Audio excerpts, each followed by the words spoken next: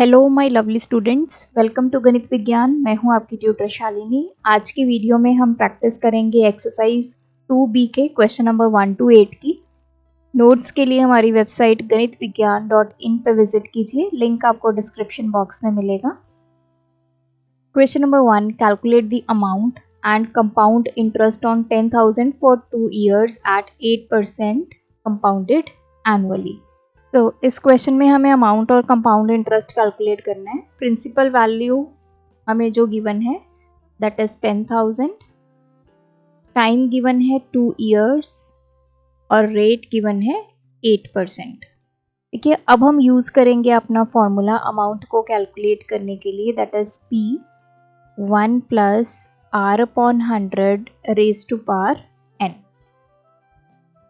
अब जब भी आपने फॉर्मूला डायरेक्ट यूज़ करना है, मेक श्योर पहले आप ये चेक कर लें यहाँ पे क्या लिखा है, कंपाउंडेड एनुअली है या हाफ ईयरली है या क्वार्टरली है, क्योंकि उसी के अकॉर्डिंग हमारी रेट की वैल्यू और n की वैल्यू जो है वो वेरी करेगी। अब देखिए यहाँ पे n क्या है, n means number of times या number of periods interest is calculated.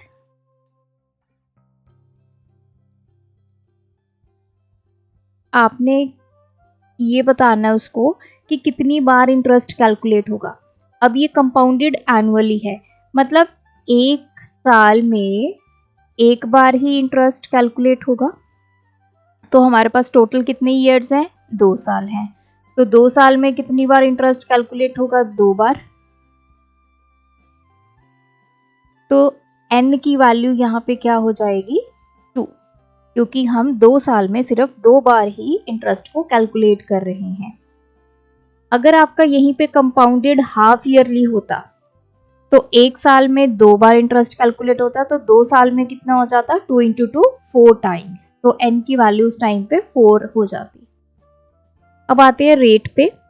अब कंपाउंडेड एनुअली है, एक साल में एक बार आपने इंटरेस्ट कैलकुलेट करना है, तो रेट आपका सेम रहेगा, दैट इज 8%।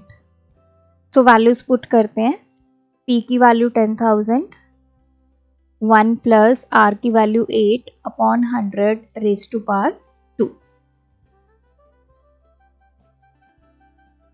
यहाँ पे 100 LCM आ गया, 100 + 8 इसका पावर 2, तो 10,000 × 108/100 की पावर 2। ओपन कर लेते हैं इसको, ये हो जाएगा 108/100 × 108/100।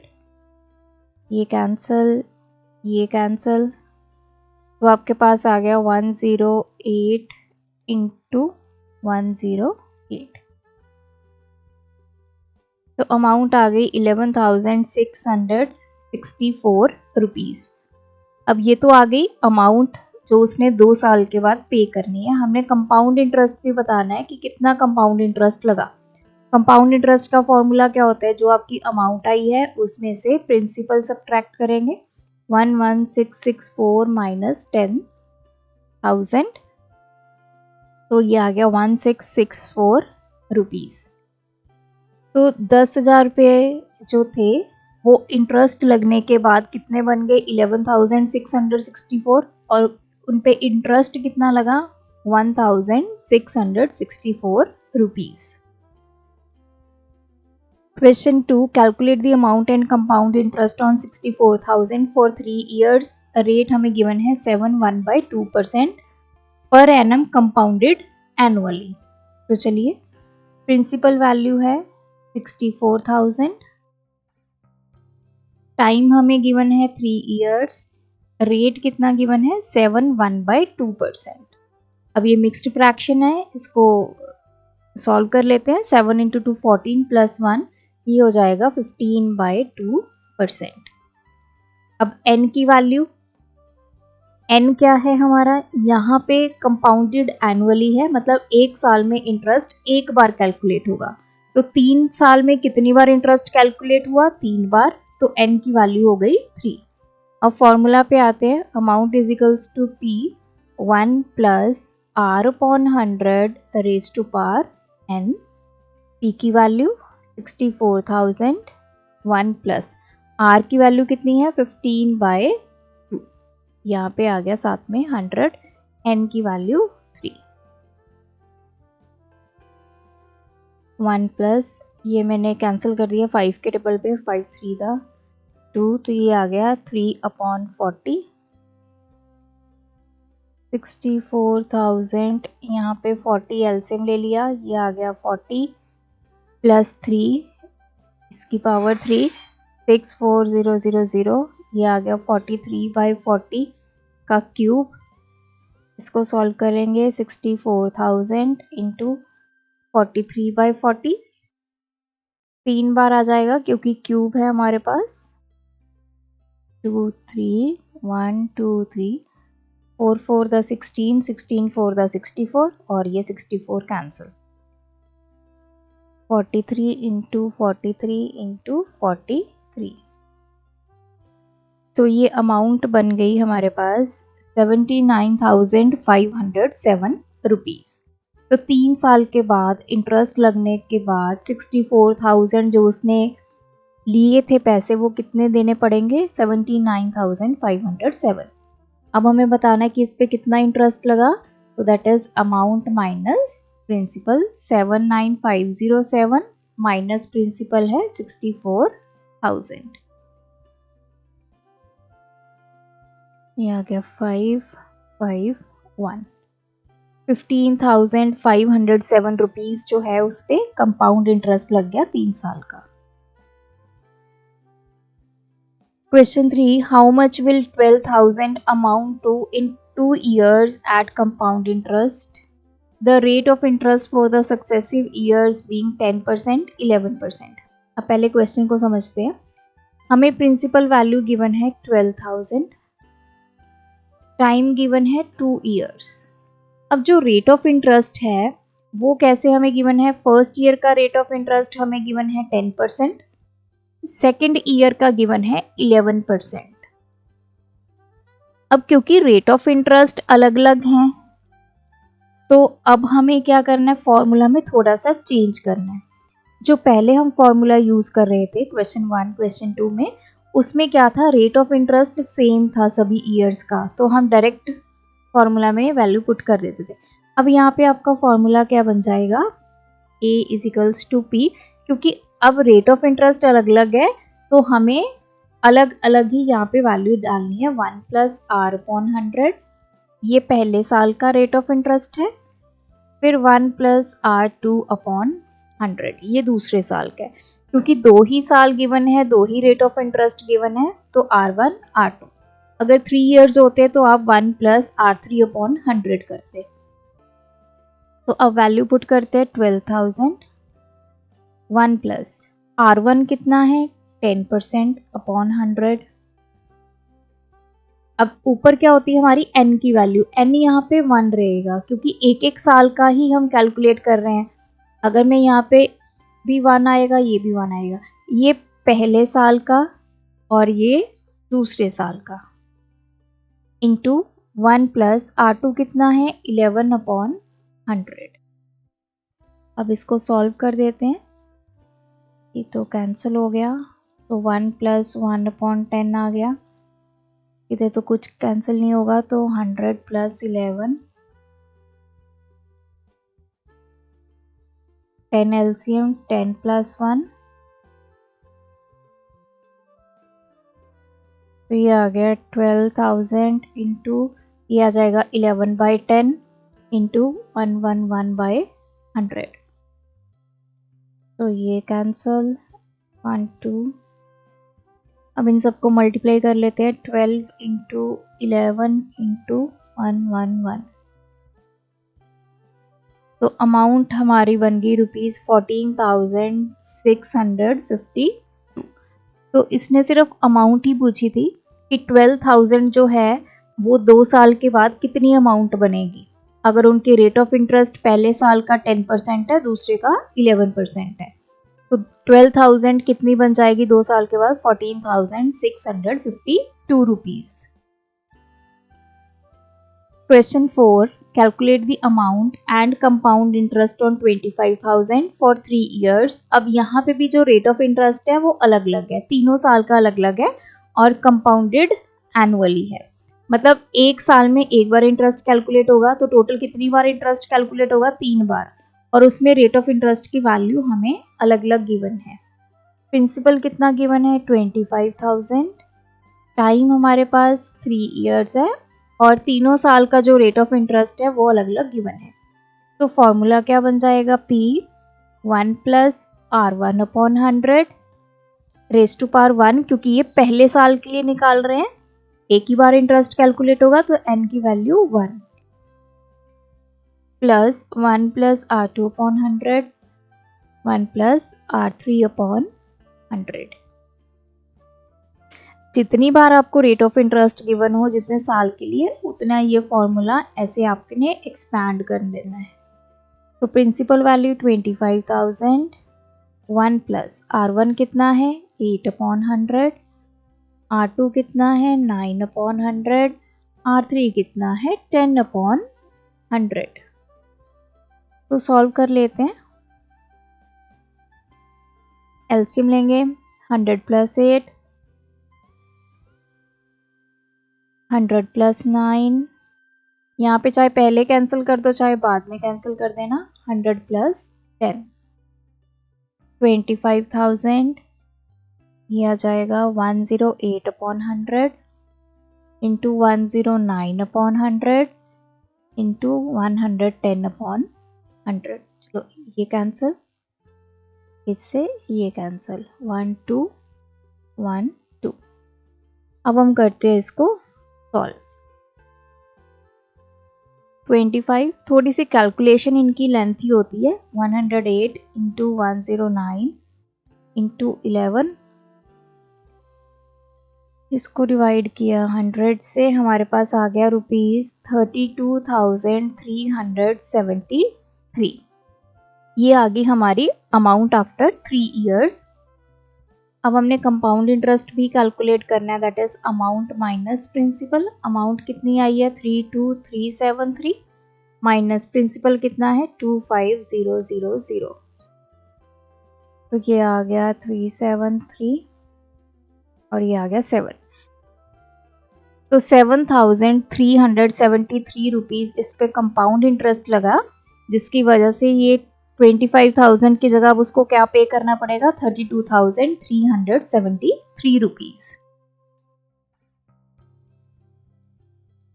Question number 5, find the amount and the compound interest on 7,500 for 2 years 8 months at 10% per annum compounded annually। अब देखिए, अभी तक तो हमें कंप्लीट ईयर्स गिवन थे, 3 ईयर्स 2 ईयर्स। अब हमें ये कंप्लीट ईयर गिवन है, ये कुछ मंथ गिवन है। अब हमने इस क्वेश्चन को कैसे अटेम्प्ट करना है? प्रिंसिपल वैल्यू हमारे पास कितनी है? 7,500। टाइम है हमारे पास 2 ईयर और 8 मंथ। रेट ऑफ इंटरेस्ट 10% ही है। कंपाउंडेड क्या है? एनुअली है।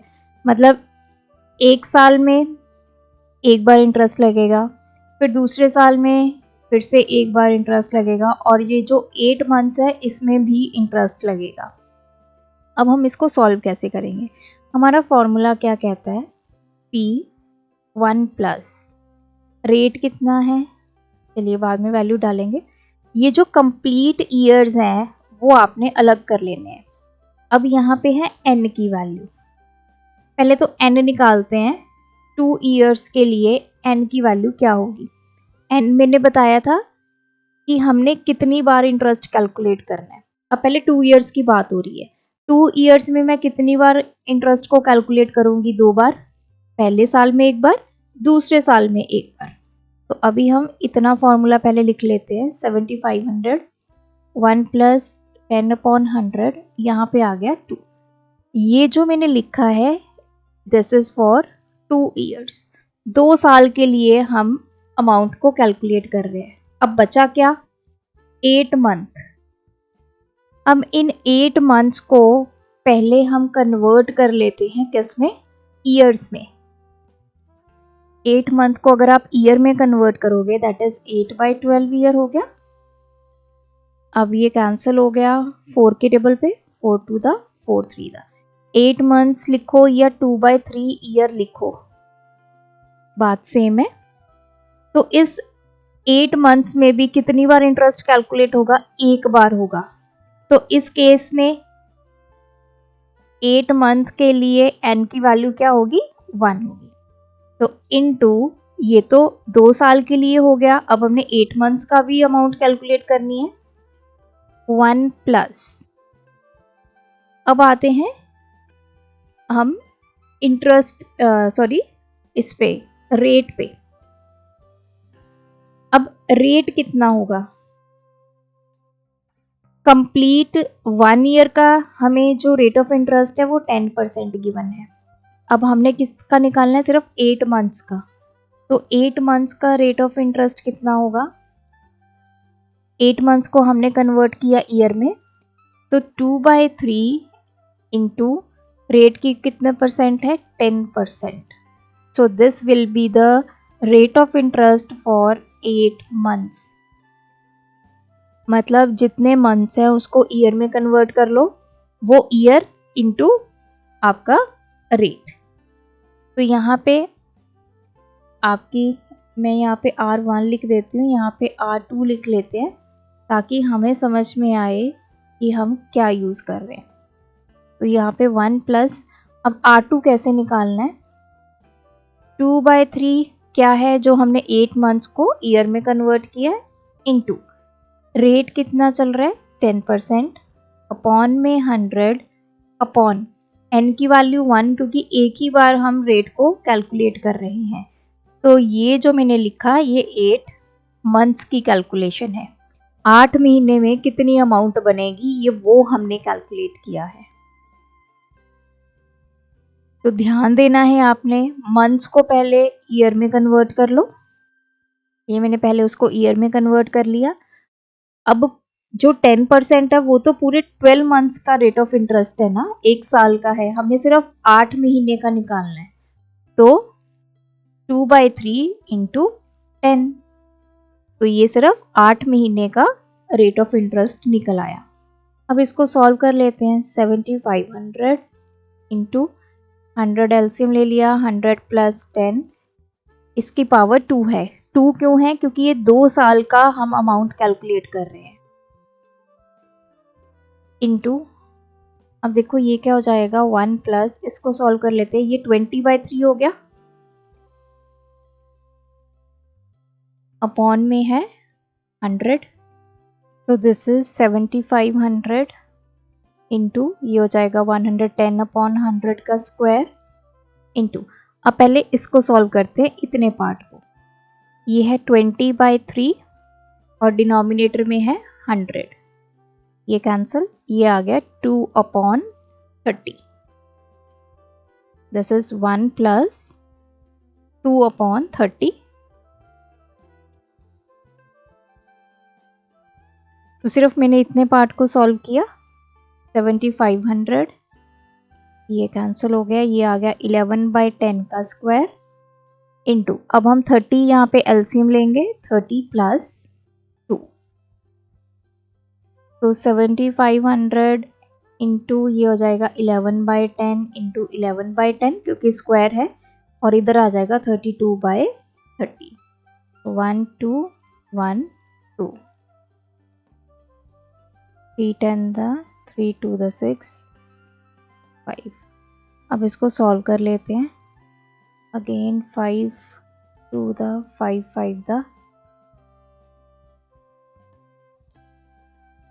तो ये आ गया 11 इंटू 11 इंटू 16 इंटू 5। तो हमारे पास अमाउंट आ गई 9680 रुपीज़। ये जो अमाउंट आई है that is after 2 year 8 months. अब हमने कंपाउंड इंटरेस्ट भी निकालना है। कंपाउंड इंटरेस्ट का फॉर्मूला क्या होता है? Amount minus principal. 9680 minus 7500,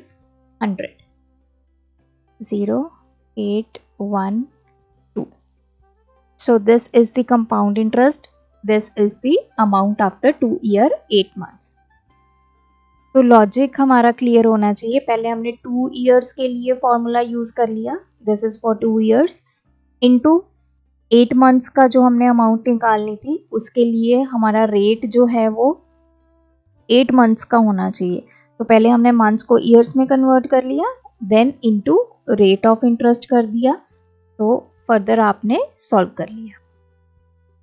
Question 6. If the simple interest on a sum of money for 3 years at 8% per annum is 7500. अब हमें simple interest given है, find the compound interest on the same sum for the same period at the same rate.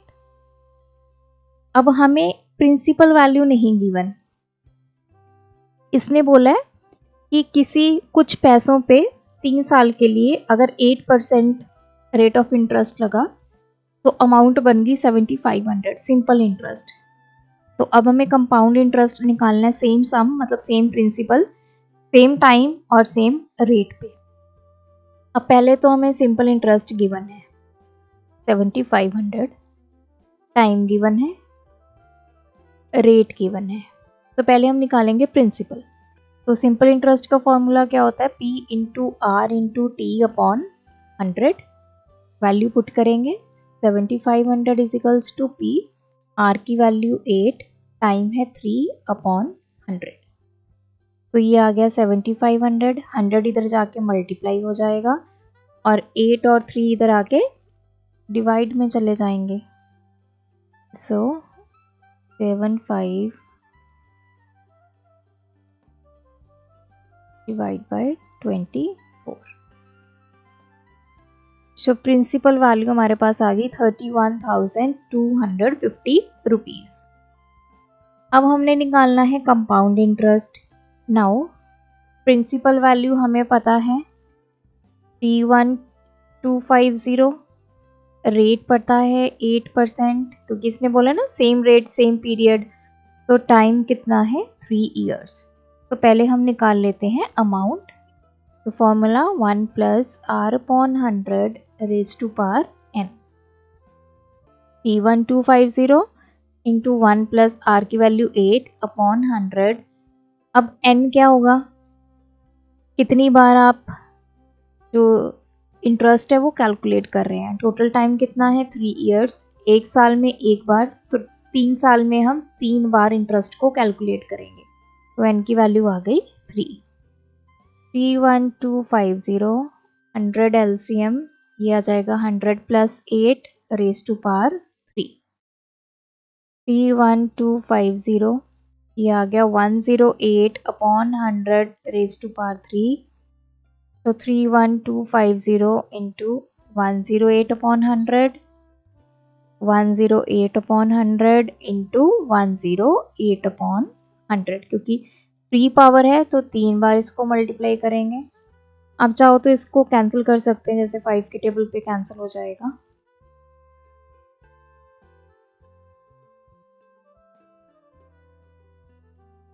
तो ये आ गया 625, 5 to the, ये आ गया 54, अगेन 5 के टेबल पे 5 टू द, ये आ गया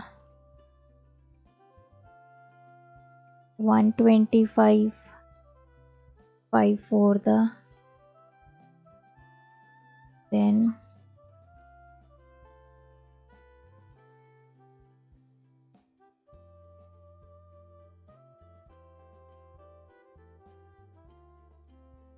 5 5 द,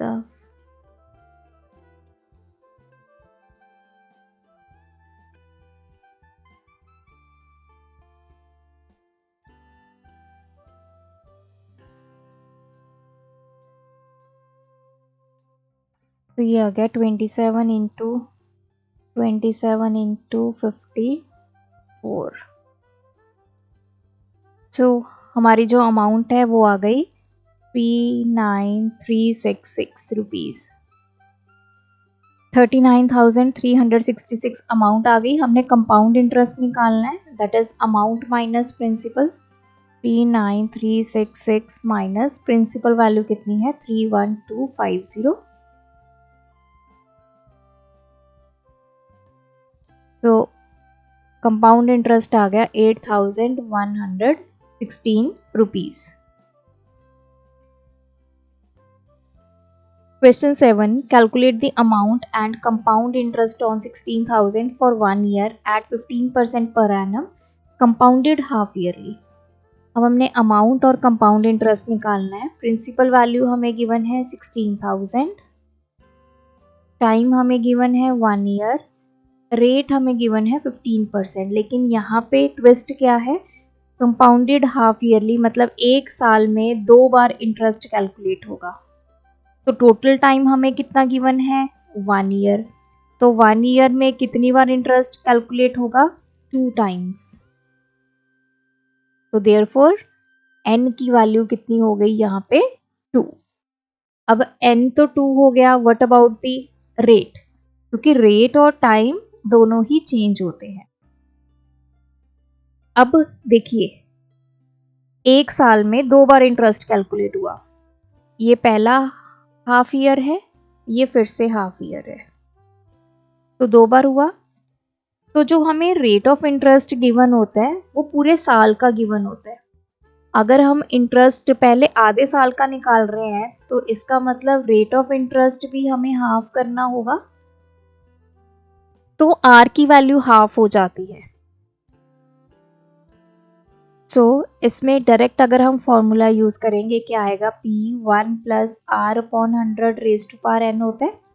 तो देखिए P कितना है, 16,000, 1 प्लस, अब रेट क्या होगा, हाफ, तो ये हो गया 15/2, अपॉन में आ गया 100। n की वैल्यू कितनी हो जाएगी, 2, क्योंकि 2 बार हमें इंटरेस्ट को कैलकुलेट करना है, तो एक साल में 2 बार, तो n 2 हो गया। रेट हाफ क्यों किया, क्योंकि एक साल में 2 बार इंटरेस्ट कैलकुलेट हो रहा है, पहले आधे साल के लिए फिर से आधे साल के लिए। तो जो हमें रेट ऑफ इंटरेस्ट गिवन होता है वो पर एनम गिवन होता है, मतलब एक साल का गिवन होता है। तो अब हमने आधे साल का इंटरेस्ट कैलकुलेट करना है, तो रेट को हमें आधा करना होगा। तो ये बन जाएगा इसका फॉर्मूला। अब इसको सॉल्व करेंगे, इतने पार्ट को पहले सॉल्व करेंगे। तो ये क्या आ गया, 15/2, नीचे क्या है, 100, तो 5 3 दा 5 2 दा, तो ये आ जाएगा 3/40। तो ये आ गया 16,000, 40 LCM, 40 plus 3 raise to power 2, 43/40 raise to power 2। तो ये आ गया 16,000 इंटू 43/40 इंटू 43/40, 1 2 1 2 4 4 दा 16।